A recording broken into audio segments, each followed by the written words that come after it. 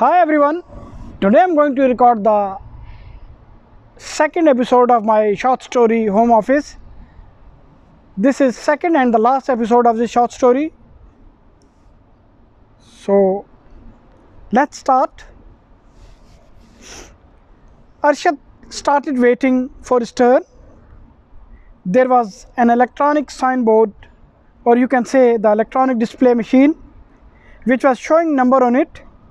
Arshad was in deep thoughts, and that lady again started talking with white guy who met them in the beginning while they were coming to Croydon.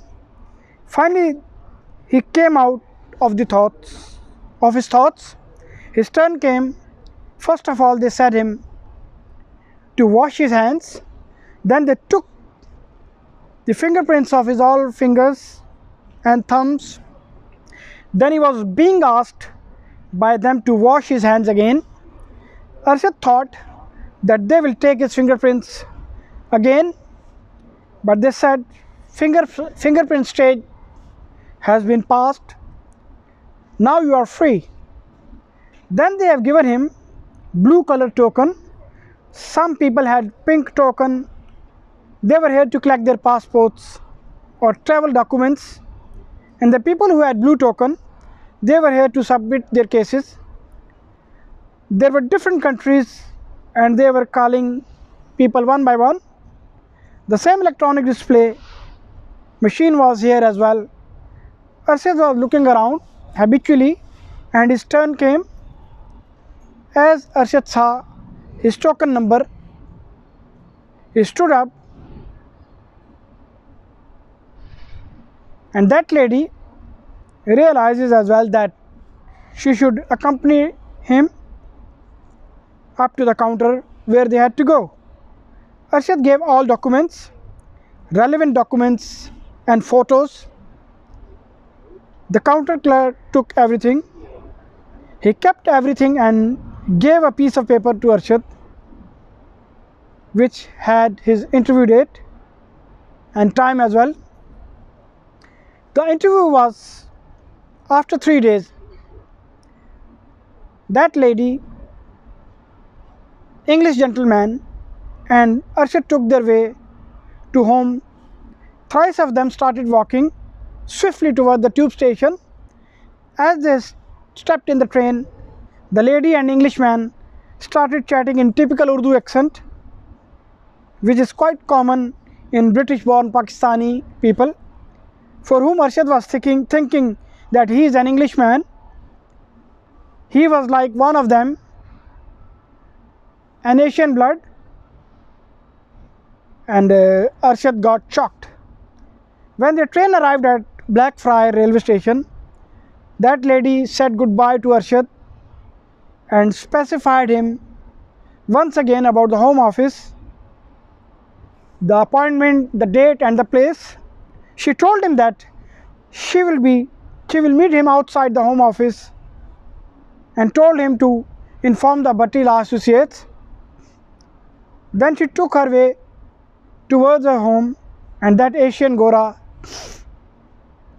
Arshad was walking. He was drowned in thoughts and he disappeared somewhere in the people. The first thing Arshad did was he came to Bhatti Law Associates. He took all the information about Home Office and took his way to Home Office. When he arrived there, he found that lady Malaka hasn't arrived yet. He was standing in second floor carrying his all documents. He was singing in a very low voice, "Killing Me Softly," sung by Fugees. His voice was low that it was nearly impossible for anyone to hear. Although he knew few lines and rest of the song he never understood, and his voice wasn't that good, the lady who had to register his application, she heard what he was singing. She started singing with Arshad. She found what Arshad was singing through lips reading. Maybe that lady liked the song very much. She started telling Arshad that That song originally sung by Roberta Flack, and now a new group, Fugees, sang it again. They have given this song a new life, but I think Roberta Flack sang this song better than Fugees. That lady sent him on 3rd floor. When Arshad arrived there, he was being told to go in a room. Arshad entered in the room, went to the desk where a lady was sitting and told her his name and address. Then he showed her all documents which he had. That lady told him to stay here and wait for your turn. She asked him about solicitor and interpreter. Arshad got confused and responded her perplexly. Then he came towards chairs which were made of plastic and sat there. He was waiting for his turn and for his solicitor as well. While he was sitting in the hall, habitually he was searching everything. There was one place where Arshad was sitting, and around this big hall there were many cabins.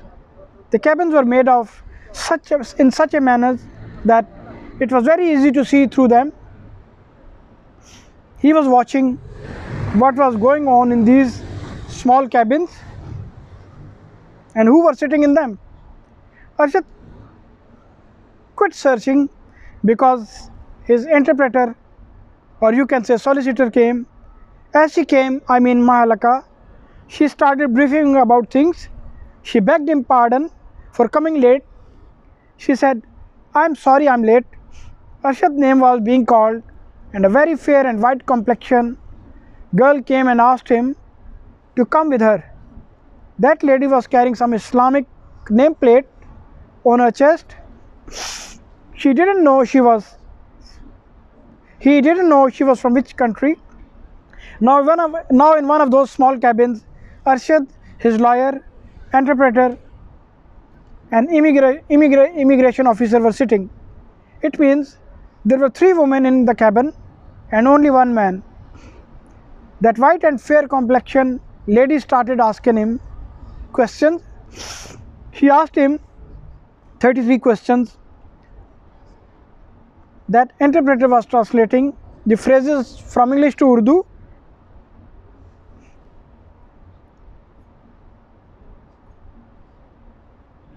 And Arshad was inventing and fabricating answers of her questions, and his all answers were based upon lie. They had nothing to do with reality. Arshad was doing very well because of his knowledge and wisdom. Then that lady asked him questions about those 33 questions. The interview was completed and Arshad, the interpreter, left the room, and she took him to another place, as Arshad was unaware of this building. It was a tangled structure, so he didn't know where she was taking him and where they were walking in these confused corridors.